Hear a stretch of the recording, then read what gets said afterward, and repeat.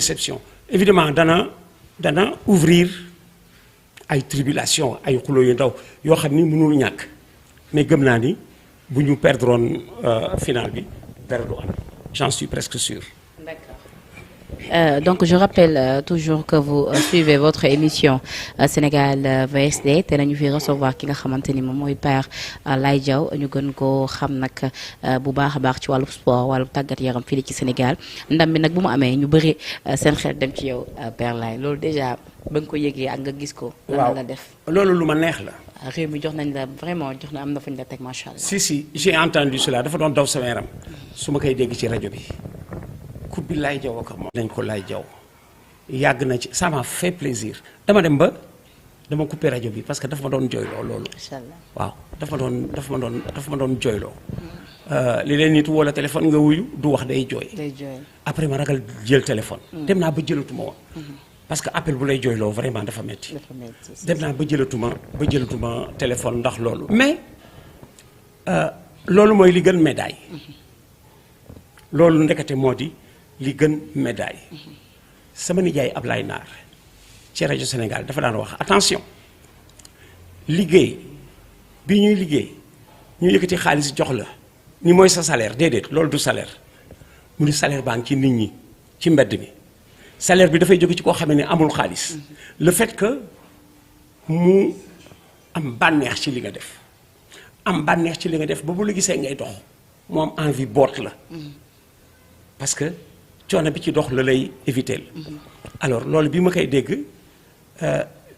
liggéey du réer et cependant man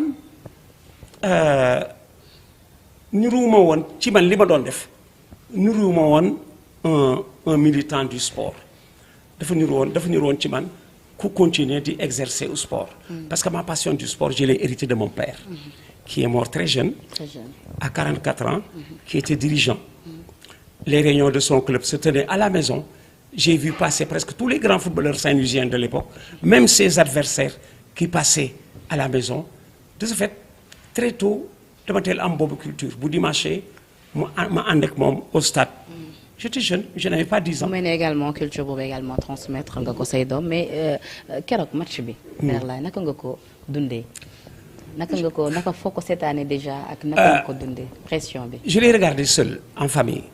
Avec mon épouse ci suñu chambre intimité fa laa ko xoolee parce que j'aime regarder seul un match waaw quand je ne suis pas seul je suis distrait par quelque chose d'autre parce que su ma nekk ak nit damay bëgg di échanger ak moom et ça me fait perdre beaucoup de choses alors que su ma choisir regarder que seul damay xool match bi bal après bal ba mu jeex c'est du coup que lay dugg ci match bi léeg-léeg su ma ko seetaanee danaa dugg ci match bi ba gis fañ jëm yow daa dugg ci match bi ba yaa ngi koy jeexal gis nga fañ jëm avant parce que moo di lecture buy tax nga jiitu match bi xam nga fa ñu jëm moo tax je préfère regarder ça seul alors j'ai regardé quand on est allé au tir au but j'ai eu peur voilà comme tout le monde j'ai eu peur li tax ba tiit moo di tu peux perdre tu peux gagner gis nga chance bi ñu amoon ci match bi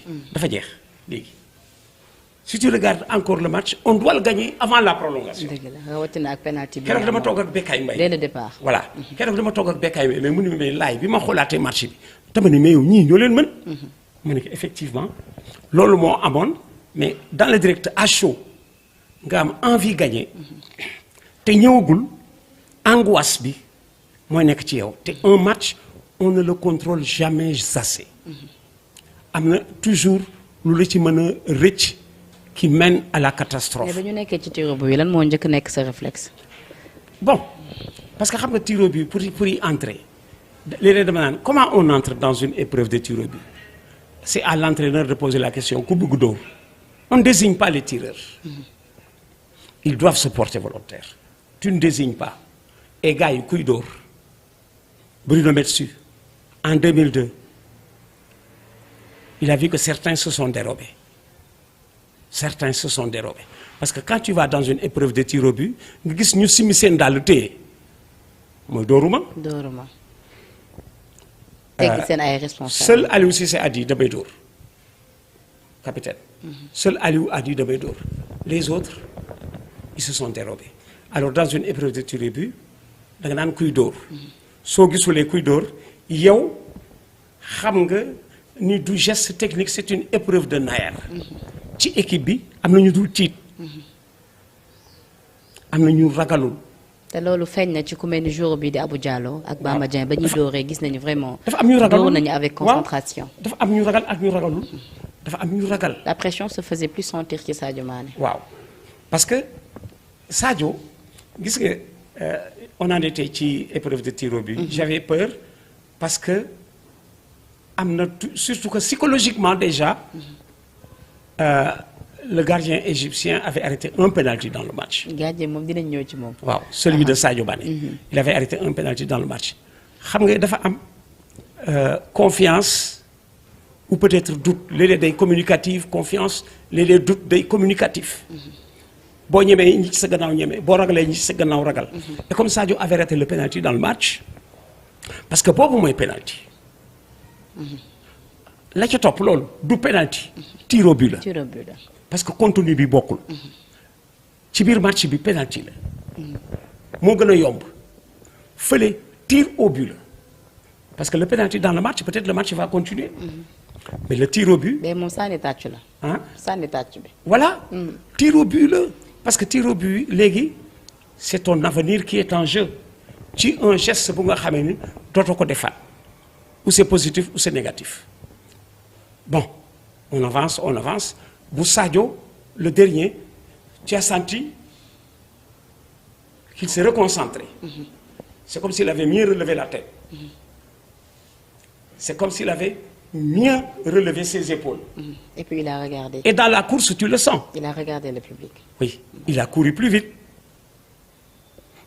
Il a choisi le même coin en imprimant un tout petit peu plus de vitesse au ballon. ba pare gën ko suufeel. comme gardien bi njool la mu gën ko suufeel. Il est intelligent. S'il l'avait fait ci premier penalty bi xam nga lu ko rey.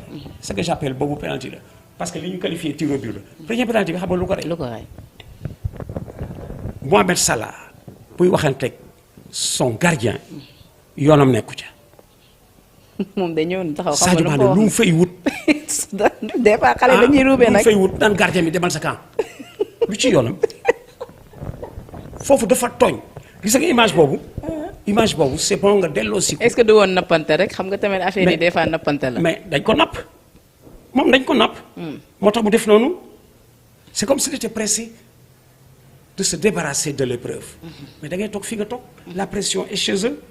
dugal penalty moo gën a yomb jàpp ko. Penda. dugal penalty moo gën a yomb jàpp ko c'est tellement vrai que ki ko dugal tout de suite soo ko góolloo woon. le même geste du ko jàpp. dugal na mais dafa mel ni quand même après il a compris. kan ci Sadio. Sadio ba mu ratee penalty moom laa la wax. ñu la mënoon nañu dimbale ñu teel gagné match bi parce que le penalty s'il le marque Égypte dana jël yeneen but. parce que seen stratégie day péricliter.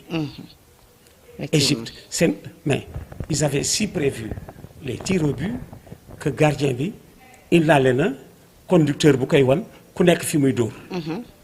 loolu moom dinañ ci ñëw. père mais sur le coup Sadio ba mu ratee penalty bi déception bi sénégalais yi am ñoom ñëpp à l'unanimité yow ba mu ratee penalty bi sur le coup lan nga njëkk yëg. tu t'es dit peut-être c'est fini pour nous. gis nga bi mu ko ratee xam nga fu sama xel dem. sama xel dafa dem